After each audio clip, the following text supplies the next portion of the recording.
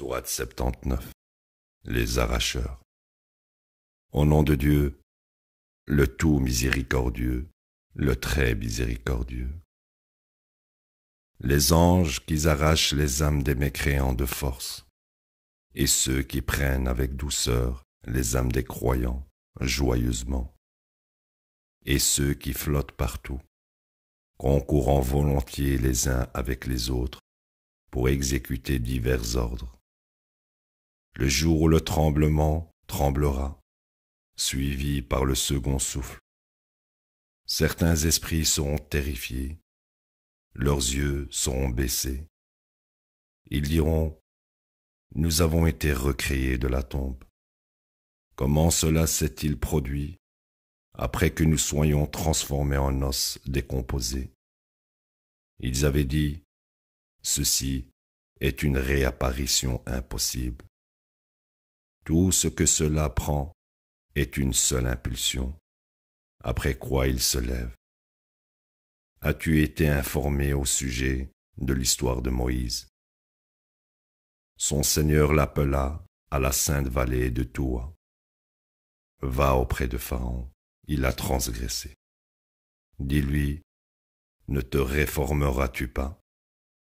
Laisse-moi te guider vers ton Seigneur, afin que tu puisses devenir révérencieux. Il lui montra alors le grand miracle, mais il mécrut et se rebella. Puis il se détourna à la hâte. Il convoqua et proclama.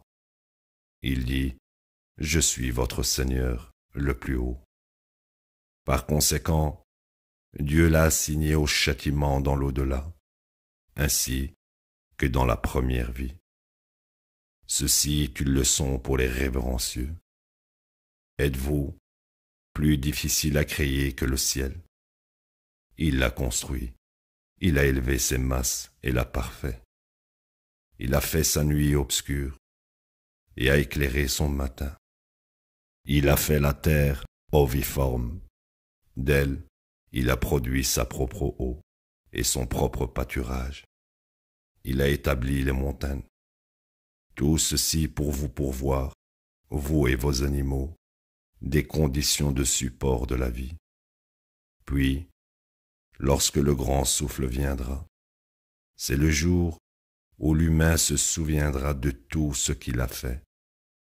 L'enfer sera amené à l'existence. Quant à celui qui transgressait, qui était préoccupé par cette vie, l'enfer sera la demeure. Quant à celui qui révérait la majesté de son Seigneur et interdisait au moi les désirs de nature pécheresse, le paradis sera la demeure. Il t'interroge au sujet de l'heure et quand elle aura lieu. Ce n'est pas toi qui es destiné à annoncer son moment.